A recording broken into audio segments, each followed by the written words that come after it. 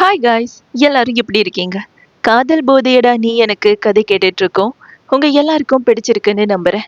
இப்போ கதைக்குள்ள போலாமா? இது அத்தியாயம் 3. பெருங்குரல் எடுத்து குஷியோடு பாடியவாறு கீர்த்தியை கல்லூரி பக்கத்தில் இருக்கும் இனிப்பு கடைக்கு அழைத்து சென்ற மாயா ஒரு பெரிய சாக்லேட் பார் வாங்க அதை எச்சிலை விழுங்கியவாறு பார்த்து கொண்டிருந்தாள் கீர்த்தி.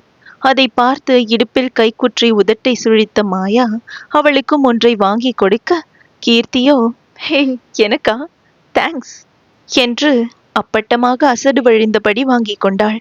தான் வாங்கிய சாக்லேட் கவரின் மேல் ஒரு மடிக்கப்பட்ட காகிதத்தை ஒட்டிய மாயாவை சாக்லேட்டை சப்பியவாறு புரியாமல் பார்த்தவள், ஹே ஜிலேபி, என்ன பண்ணிட்டு இருக்க? நீ பண்றதெல்லாம் புதுசு புதுசா இருக்க.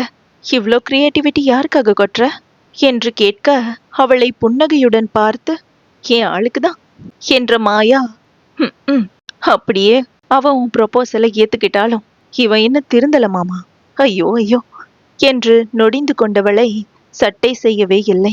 கல்லூரி வளாகத்தில் தன்னவனை தேடியவாறு வந்து கொண்டிருந்தவளிடம் சாக்லேட்டை சாப்பிட்டவாறே, ஹே ஜிலேபி, இன்னைக்கு அந்த பூஜாவை பாத்தியா? அவ முகம் ரொம்ப அழகா இருந்துச்சுல, ரொம்ப ஷைனிங்கா.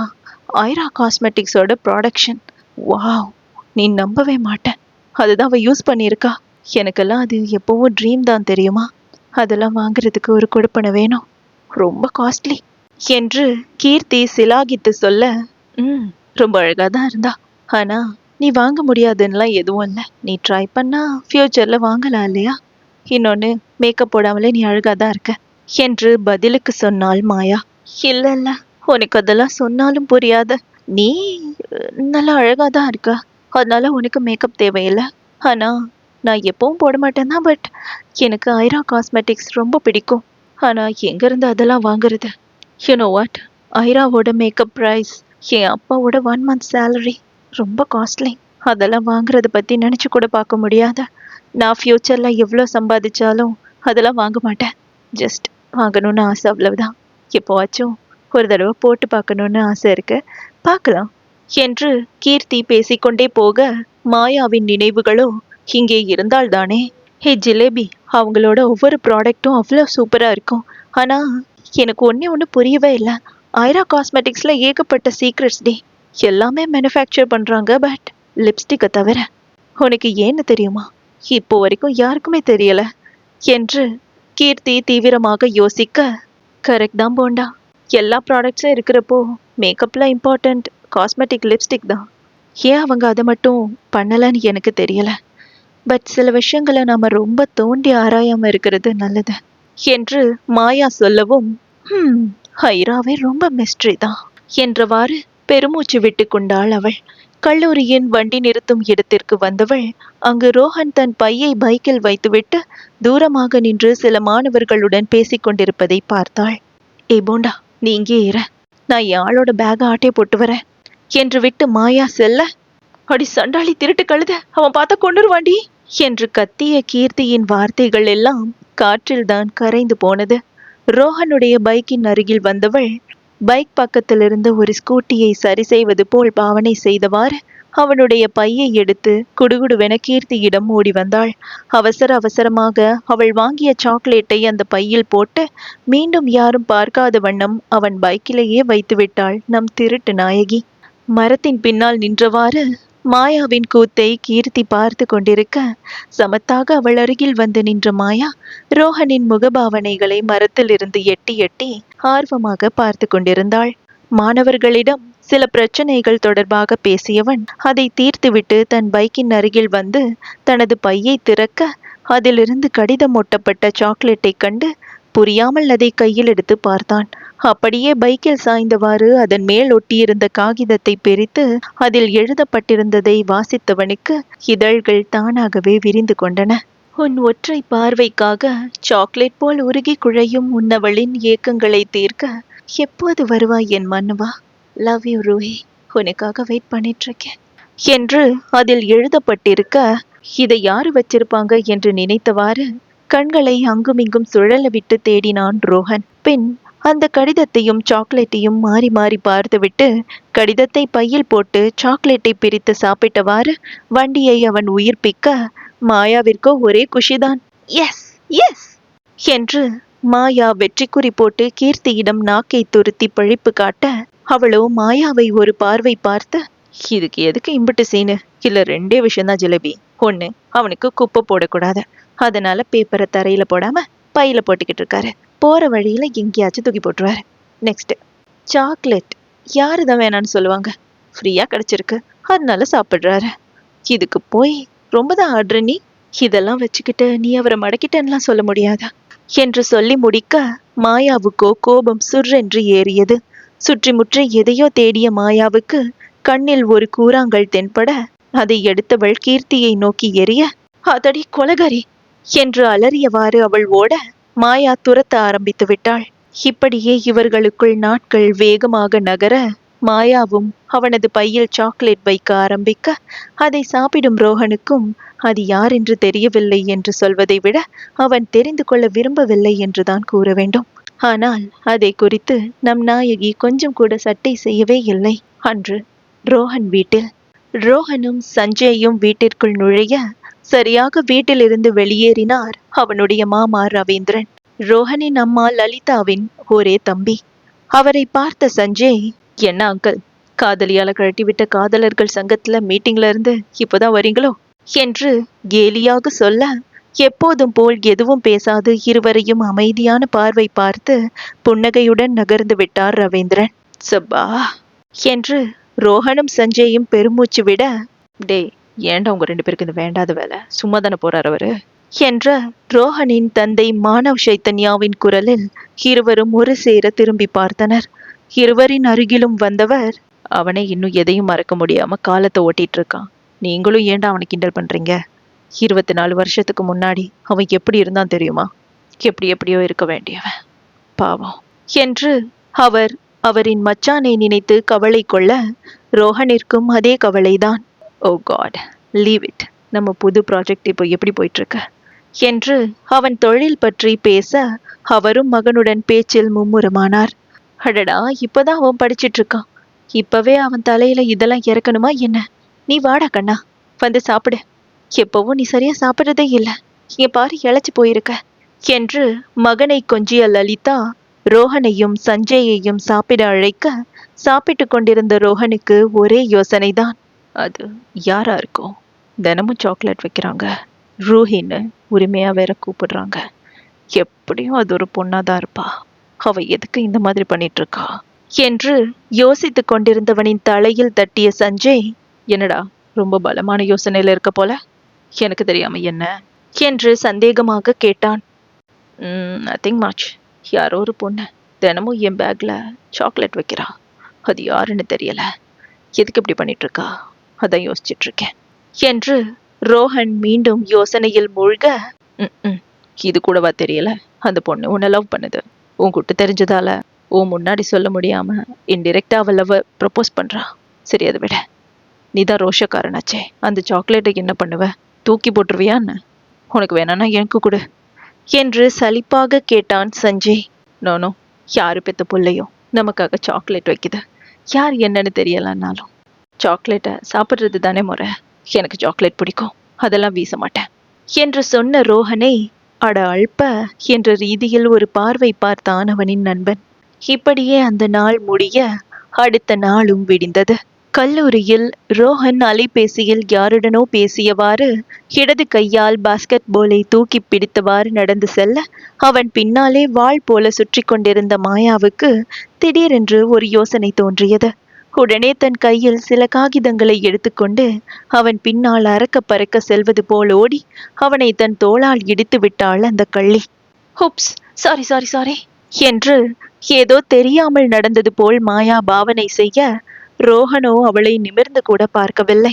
யா, தட்ஸ் ஓகே என்று விட்டு ரோஹன் அவன் பாட்டிற்கு செல்ல, மாயாவுக்குத்தான் ஐயோ என்றாகிவிட்டது.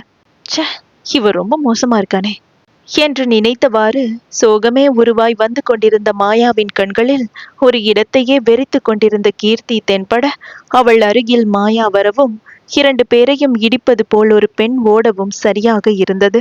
அவள் பின்னாலே சிரித்து கொண்டு ஓடி வந்த சஞ்சய் இருவரையும் பார்த்து, ஐயோ சாரி கேர்ள்ஸ் என்று விட்டு, ஹே ரோஷினி என்று கத்தியவாறு அந்த பெண்ணை துரத்தி செல்ல, மாயாதான் என் ஆளுக்கு ஃப்ரெண்டா இருந்துட்டு இப்படி ஒரு பொண்ணு பின்னாடி ஓடிட்டு இருக்கா. இவனை சொல்லி குத்தால. நம்ம ஆளுக்கு விவரம் பத்தல. எல்லாத்தையும் நான் தான் சொல்லி கொடுக்கணும் போல என்று வாய்விட்டே புலம்பினாள். புலம்பியபடி அருகே வந்து அமர்ந்தவள் எதேர்ச்சையாக மீண்டும் கீர்த்தியை பார்க்க அவளோ உம்மென்று முகத்தை வைத்தவாறு தலை குனிந்து தரையை வெறித்து கொண்டிருந்தாள். மாயாவோ அவளின் தோள் மேல் கை போட்டு, ஹே என்னாச்சுடி என்று கேட்க, ஒன்னும் அல்ல ஜிலேபி என்று சமாளித்தவளின் முகத்தில் தெரிந்த வேதனையை வைத்தே ஒன்றை யூகித்துக் கொண்டாள் மாயா. ஆனால் அவளிடம் அதை பற்றி கேட்காமல் அவள் மனதை மாற்றும் பொருட்டு, அது சரி, என் ஆளை பத்தி டீட்டெயில்ஸ் கலெக்ட் பண்ண சொன்னா அது பொறுப்பா பண்ணாம இங்க வந்து பருப்பு மாதிரி நின்னுட்டு இருக்க, என்னதான் ஐடியா என்று கேட்டவாறு அவள் கழுத்தை சுற்றி கையை போட்டு நெறித்தவாறு மாயா இழுத்துச் செல்ல, ஐயோ கொலை கொலை என்று வடிவேல் பாணியில் கத்தியவாறு அவள் இழுத்த இழுப்பிற்கெல்லாம் சென்றாள் கீர்த்தி. நேரம் கடந்து போக தனது வகுப்பில் பாடத்தை கவனித்துக் கொண்டிருந்த ரோஹன் புத்தகம் ஒன்றை எடுப்பதற்காக தனது பையை எதேர்ச்சையாக திறக்க, எப்போதும் போல் அதிலிருந்த சாக்லேட்டை பார்த்தவனின் இதழ்களோ தானாகவே விரிந்து கொண்டது. அதையும் தாண்டி அவள் அவ்வப்போது எழுதி வைக்கும் கவிதைக்காக ஏங்கிய அவனுடைய விழிகள் அவசரமாக அதை பார்த்தன. உன் அருகாமையில் ஏற்படும் மூச்சடைப்புக்கு உன் நேசத்தையே சுவாசமாக்கட்டுமா அன்பே, லவ் யூ ரோஹி என்று அந்த கவரில் ஒட்டி இருந்த கடிதத்தில் எழுதப்பட்டிருக்க, அதை பார்த்தவனோ, ஒத்த இன்னைக்கு அதை யாருன்னு பார்த்தே ஆகணும். யார் இவ? என் பேக்கை என் கூட தான் வச்சிருந்தேன், ஆனாலும் கரெக்டா வச்சுட்டு போயிட்டா. அப்புறம் எப்படி என் பேக்ல எனக்கே தெரியாம போட்டிருப்பா? மேஜிக் மாதிரி இருக்கு. கண்டுபிடிக்கிறேன், என்னைக்காவது ஒன்று நான் கண்டுபிடிச்சே தீருவேன் என்று யோசித்தவனுக்கு தெரியவில்லை மாயா நிஜமாகவே ஒரு மாயக்காரிதான் என்று. ரோஹன் யோசித்துக் கொண்டிருக்க அவன் புறம் திரும்பிய சஞ்சய் அவன் கையில் இருந்த சாக்லேட்டை பார்த்து விழிவிரித்து, டே நீ சொல்றப்ப கூட நான் நம்பலடா, ஏதோ எதிர்ச்சியா நடந்திருக்கும், நீ சும்மா சொல்றேன்னு நினைச்சேன். பட் நிஜமாவே லெட்டரோட சாக்லேட் இருக்கு. உனக்கு எங்கேயோ மச்சம் இருக்குடா. உன்னை ஏதோ ஒரு பொண்ணு உருகி உருகி லவ் பண்ணுது, பிடிச்சிக்கோடா, உனக்கு நல்லதுதான் என்று சொல்ல, திரும்பி அவனை பார்த்து புருவத்தை உயர்த்தி நக்கலாக சிரித்த ரோஹன் சாக்லேட்டை பிரித்து சாப்பிட ஆரம்பித்தான். ஐய, என்னடா ரியாக்ஷன் இது? இப்படியெல்லாம் இந்த பொண்ணு முன்னாடி போய் பண்ணிடாத, பாவம் அது.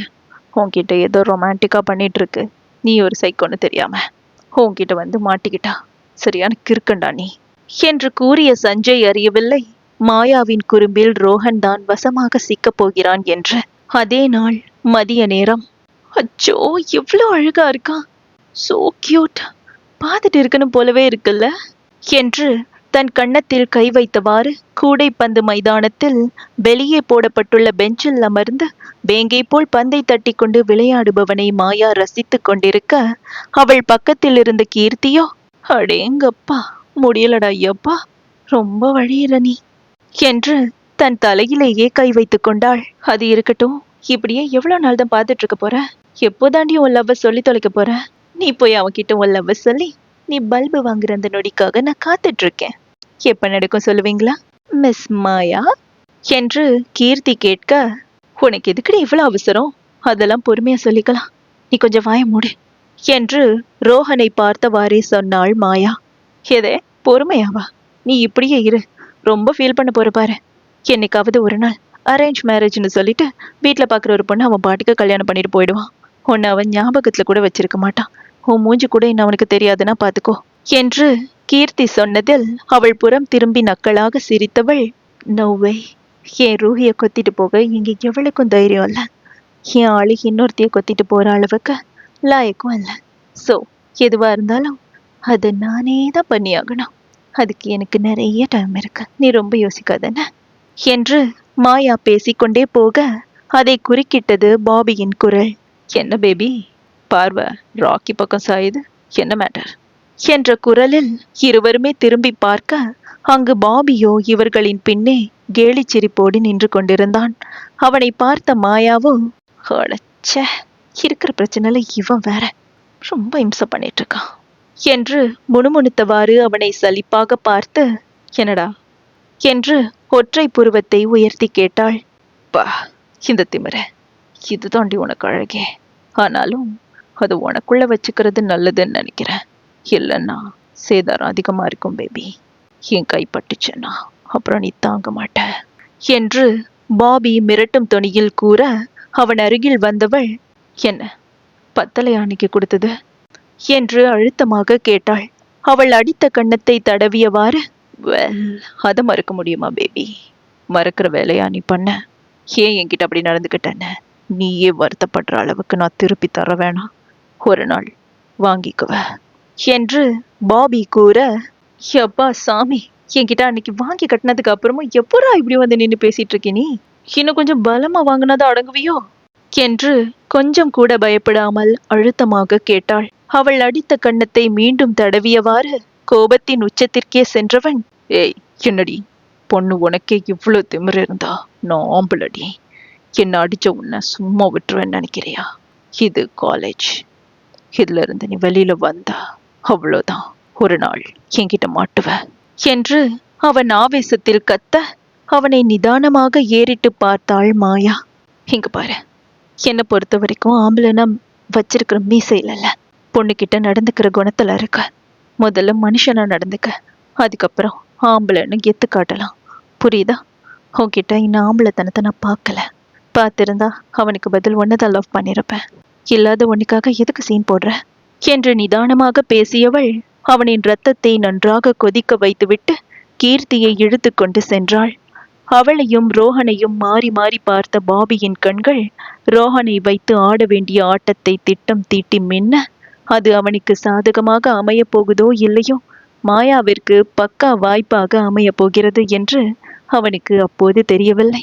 கல்லூரியிலிருந்து வெளியே வந்தவர்கள் வீதியோரமாக நடந்து செல்ல, அங்கு ஒரு கடையின் கண்ணாடி வழியாக தெரிந்த ஆண்கள் அணியும் செயினை பார்த்ததும் மாயா சடுதியாக அப்படியே நின்றுவிட்டாள்.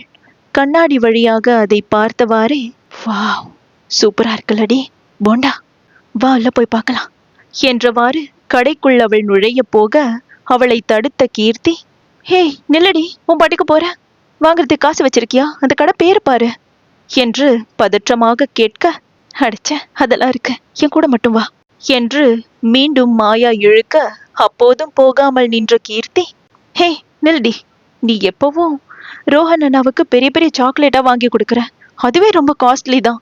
சரி பரவாயில்ல இருக்கட்டும்னு பார்த்தா இன்னைக்கு என்னடி இந்த செயினை வாங்க போற?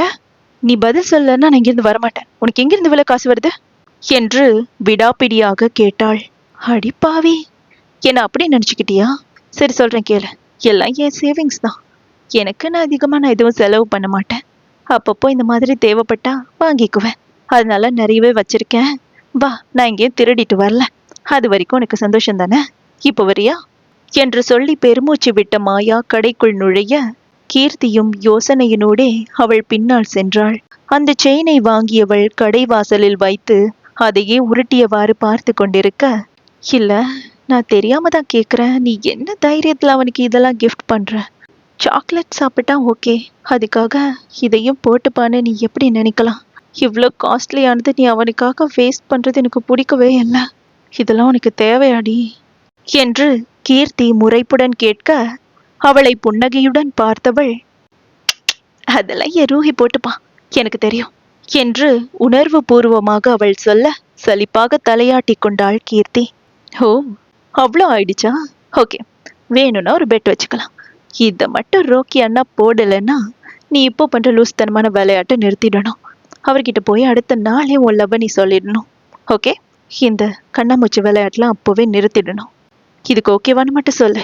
ஒரு வேளை நான் தோத்து போயிட்டேன்னா நான் எப்பவுமே இதை பத்தி உன்கிட்ட கேட்கவே மாட்டேன் என்று கீர்த்தி கேட்க, ஓகே பெட். ஒரு வேளை என் ரூஹி இதை கழுத்துல போட்டுக்கிட்டான்னா நீ சொல்றதெல்லாம் இல்லை, நீ என் கூட பப்ஜி விளையாடணும், எப்படி வசதி என்று இரு புருவங்களையும் உயர்த்தி கேட்டாள் மாயா. அவளை விழிவிரித்து பார்த்தவள் பின் முகத்தை திருப்பிக் கொண்டு, முடியாத என்று சொல்ல, அட பெட்டுமா, பெட்டு பெட்டு, சவால் விட்டல்ல, இப்போ வா என்று மாயா அவள் காதருகில் அழுத்தி சொல்லியவாறே கத்தினாள். சரி சரி கத்தாத, இந்த பெட்ல நான் தோத்து போனேன்னா உன் கூட சேர்ந்து அந்த வீணா போன விளையாட்டை விளையாடி தொலைக்கிறேன், போதுமா? இப்போ வா என்று முடிவாக கீர்த்தி சொன்னதும், ஐயோடா, என் போண்டானா போண்டாதான் என்று அவள் கண்ணம் கிள்ளிய மாயா, சரி நீ இப்போ ஹாஸ்டலுக்கு போ, எனக்கு ஒரு முக்கியமான வேலை இருக்கு, சீக்கிரம் அதை முடிச்சிட்டு நான் வந்துடுவேன் என்று விட்டு நகரப் போனாள். அம்மாடியோ, முக்கியமான வெட்டி முறிக்கிற வேலை என்னன்னு எனக்கு தெரியும், முடிச்சிட்டு ஹாஸ்டல் வந்து சேர என்று விட்டு கீர்த்தி செல்ல, தோளை அசால்ட்டாக குலுக்கிய மாயா தன் அன்றாட கடமையான ரோஹனை சைட்டடிக்கும் பணிக்காக கல்லூரிக்கு மீண்டும் சென்றாள். ரோஹன் டிவியில் வரும் ஆடல் நிகழ்ச்சி ஒன்றில் பங்கு பற்றி இருந்ததால் தற்போது வரப்போகிற ஒரு ஆடல் நிகழ்ச்சிக்கு பயிற்சி செய்து கொண்டிருக்க, மாயாவோ எப்போதும் போல் மறைவாக இருந்து அவனையே பார்த்து கொண்டிருந்தாள். ரோஹனும் பயிற்சி முடித்து கிளம்ப, மாயாவும் ஹாஸ்டலுக்கு எப்போதும் செல்லும் வழியில் செல்லாது குறுக்கு வழியில் செல்கிறேன் பேர் வழி என்று ஒரு பாதையினூடாக சென்றாள். ஆனால் அவள் நேரமோ என்னவோ, அந்த மாலை நேரத்தில் அந்த பாதையில் யாருமே இருக்கவில்லை. அவள் செல்ல, அவள் பின்னால் கையில் கத்தியுடன் பின்தொடர்ந்தனர் அந்த கூட்டம். மாயாவை அப்படி யார் பின்தொடர்கிறார்கள்? சாதாரணமாக வந்தால் சுலபமாக அடித்துவிடும் மாயா இப்போது ரவுடி கும்பல் போல் வருபவர்களை கையாண்டு விடுவாளா என்ன? இல்லை என்றால் அவளுக்கு என்ன நடக்கப் போகிறது? அவளின் போண்டா வேறு அருகில் இல்லாத நேரத்தில் இவளால் சமாளிக்க முடியுமா? இவளுக்கு ஏதேனும் நேர்ந்தால் தகவல் கூறக்கூட யாரும் இல்லையே. இப்படி இருக்க அடுத்து என்ன நடக்கப் போகிறது? காத்திருக்கலாம் அடுத்த அத்தியாயத்திற்காக.